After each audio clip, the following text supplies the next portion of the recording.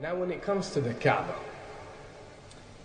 the main point that we try to communicate is the following.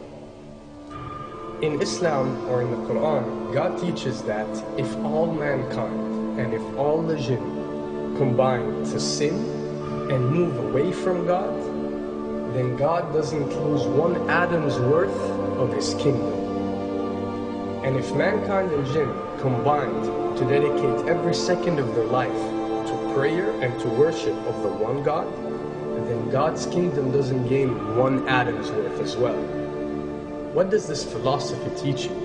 It teaches you that God is not in need of you, or your practices, or your worships, or your prayers. You are in need of these practices and these worships. You are in need of God and not the other way around. If you can understand that philosophy, then you can appreciate prayers and what they are meant to do, which is basically enlighten you. So when dealing, for example, with the Kaaba, Muslims are required to go and perform Hajj one time in their life, and it's one of the 5 pillars of Islam. Growing up, most Muslims accept this, and most of them do it without questioning, and this is the essence of belief, and this is great. But at the same time, this doesn't mean that if you question or research, you're going to come back with negative or bad answers. The opposite is actually true. So when we started researching into the esoteric agendas and we started researching the elite, we found out how much certain type of practices and rituals can affect your lives. So when we went and placed this on Islam, we developed an even deeper respect for this religion and a far deeper respect for God and the Creator of us. So when you go to the Kaaba and you circle around it 7 times, the essence of this worship is not that you are worshipping a stone, or that you are worshipping a house, or that you are worshipping a Kaaba. The Kaaba is merely the focal point or the centerpiece that all Muslims have to unite and focus their energy and prayers towards in a practice that is actually worshipping God.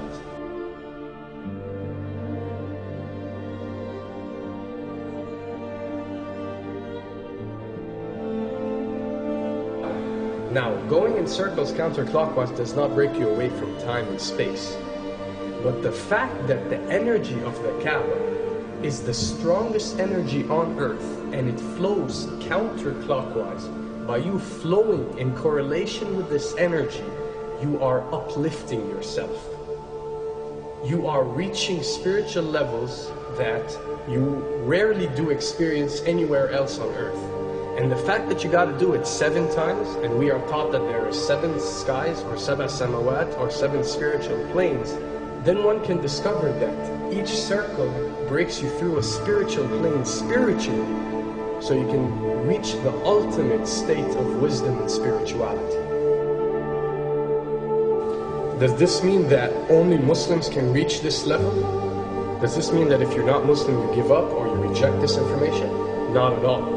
In essence, any one of you, regardless of what your faith is, if you are dedicating your worship and your journey to the one and only Creator and not anything created, then you are on a righteous path.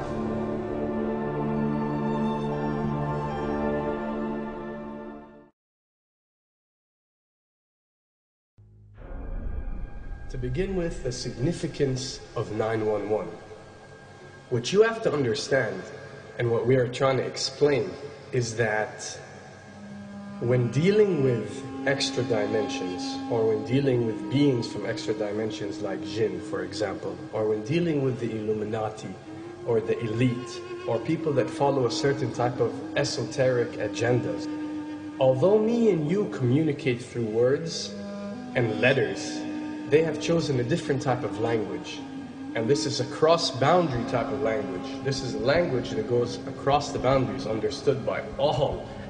And this is the language of numbers and shapes. And this is why whenever you do research about these groups, you'll find out that they practice something called sacred numerology and sacred geometry.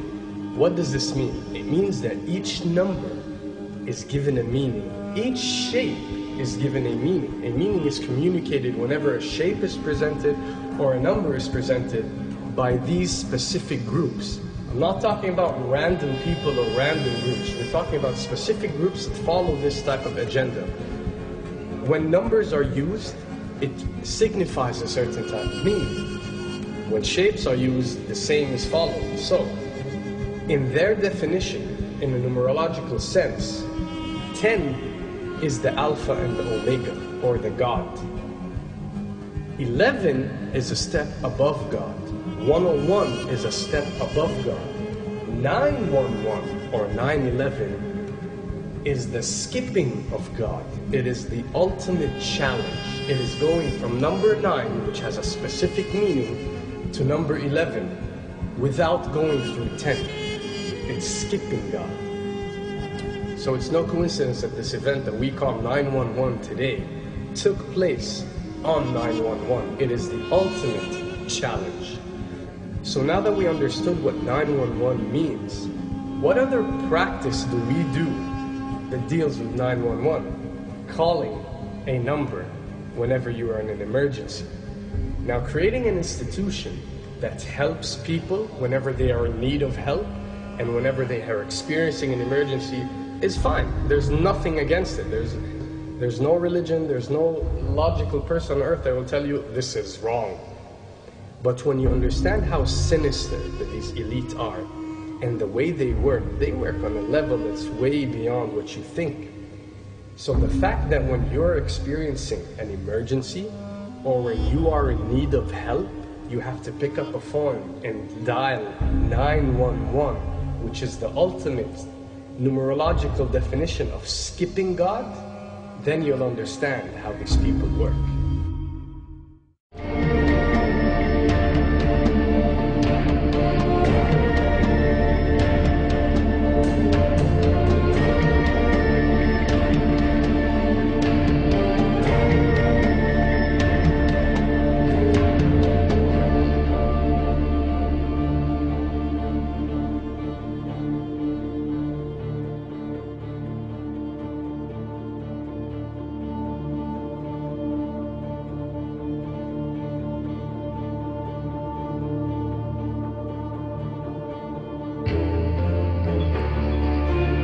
And when dealing with rituals, you will recognize that everything adds up. For something to be a ritual, everything has to be in place, everything has to be perfect. And my advice is, if you want to recognize that something is satanic, it has to add up in all sense. The numbers have to add up, the shapes have to add up, the event has to add up, it has to have one general meaning. The pieces of the puzzle fit perfectly. That's when you recognize when something is ritualistic or satanic.